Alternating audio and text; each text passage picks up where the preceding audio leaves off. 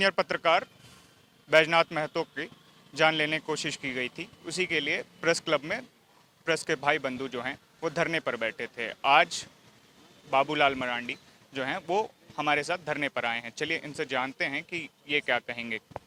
Sir, 15,000 पुलिसकर्मी, 6 IPS officer, फिर भी ऐसा हमला, और देखिए, आज तक सर मिला नहीं। हमला के पीछे का तो बिल्कुल साफ दिखता है। जब बैजनाथ महतो ने थाना में लिख करके दिया और उन्होंने बताया कि हमारे ऊपर हमला हो सकता है, हमारे ऊपर खतरा है अमुक व्यक्ति से, और उसके बाद भी अगर पुलिस प्रशासन ने कार्रवाई नहीं किया तो ये सरकार पुलिस प्रशासन की उदासीनता का ही नतीजा है। और उसके पीछे का कारण बिल्कुल साफ है। मैं बार बार कहता हूँ कि भाई, झारखंड में जो अपराधियों को पकड़ने का काम पुलिस प्रशासन का होता है, लेकिन पुलिस प्रशासन को राज्य सरकार ने अपराधियों को पकड़ने को छोड़ करके बाकी सब काम में लगा रखे हैं। और कौन काम में लगा रखे हैं? कोयला चोरी करवा रहे हैं, बालू चोरी करवा रहे हैं, पत्थर चोरी करवा रहे हैं, आयरन ओर चोरी करवा रहे हैं।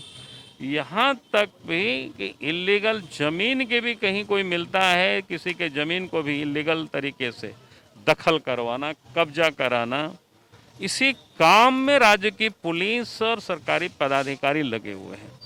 और इस कारण से अपराधी बेखौफ होकर के अपराध कर रहे हैं और हत्याएं कर रहे हैं। इसलिए आप देखिए, आज भी अखबार में छपा है कि झारखंड में सबसे अधिक अपराध है, यहाँ हत्याएं हो रही है, राष्ट्रीय औसत से भी कहीं यहाँ अधिक है।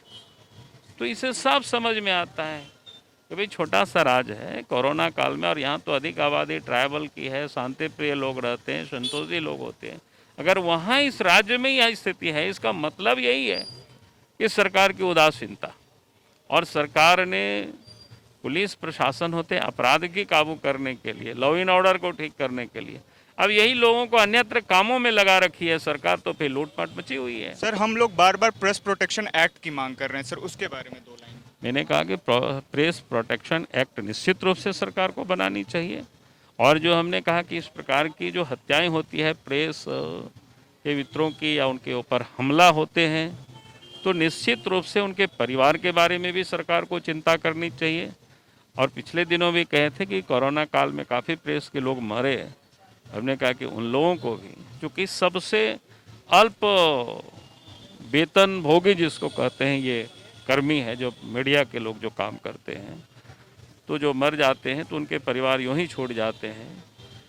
तो उसकी हालत को देखते हुए सरकार को अलग से मुआवजा की व्यवस्था करनी चाहिए, और कोई बीमार हो तो उसकी सामूहिक बीमा भी करानी चाहिए, और सबके इलाज भी ठीक ठाक से हो, और बैजनाथ मिश्र का भी ठीक से हो, उनके परिवार के बारे में भी सरकार चिंता करे।